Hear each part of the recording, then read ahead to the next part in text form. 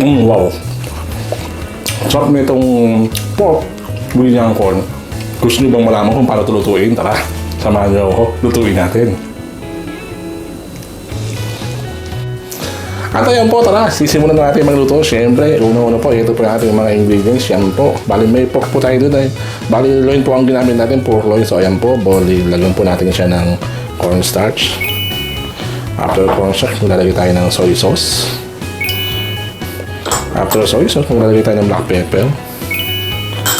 And then, oil. So, ayan. After that, mix lang po natin siya. Ayan, mix lang po natin. Ayan. Then, set aside po natin siya. Marinate po natin siya ng 15 minutes. At ayan po, habang nagmamarinate po tayo ng ating yung pork and gagawa naman po tayo ng ating sauce. So, ayan po. Lagay po tayo ng soy sauce. After soy sauce is lalagay tayo ng hoisin sauce. Ayan. Kung wala naman kayong hoisin sauce, pwede naman pong yung oyster sauce. Ayan. Water. And then cornstarch. Ayan. Simutin lang po natin ang ating cornstarch. Ayan. And then mix lang po natin siya. Ayan, okay na po siya. And then set aside po muna natin siya. At ayan po, tapos na po tayo gumawa ng sauce. So ayan po, lagyan na po natin ang ating wok. Ayan, bukas na po ang ating stove. And then lagyan na po tayo ng mantika. Ayan, painitin na po natin ang ating mantika. At ayan po, mainit po ang ating mantika. So lagyan na po natin ang ating sibuyas. Ayan.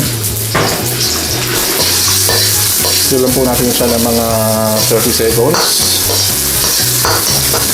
So, ayan, okay na po siya. After onion, lagyan naman lang po natin ang ating garlic. Ayan. So, lang po natin siya hanggang lumabas yung kanyang aroma. So, ayan, bango na po. Ayan, okay na po siya. Then, lagyan na po natin ang ating dinarinate na pork. So, ayan po. Ayan. So, ayan. Stir lang po natin siya ng mga 3 to 5 minutes or until maging golden brown ang ating pork.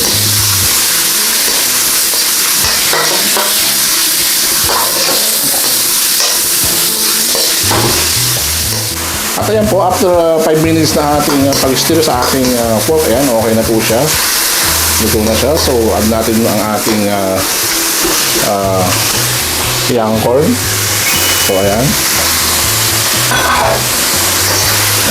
Ayan, stir lang po natin siya ng additional 1 minute.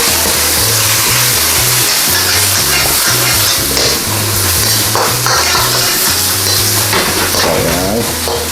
And after 1 minute is lagyan natin ang ating sauce. Ayan. Ayan. Takpan po natin, cook lang po natin ng ating young corn ng mga 3 to 4 minutes. Ayan. At ayan po, after 3 minutes, so ayan po, buksan na po natin ang ating takip. So ayan po. Ayan. Ayan, make sure lang po naluto ang ating young corn. So, ayan po. Ayan. Nice.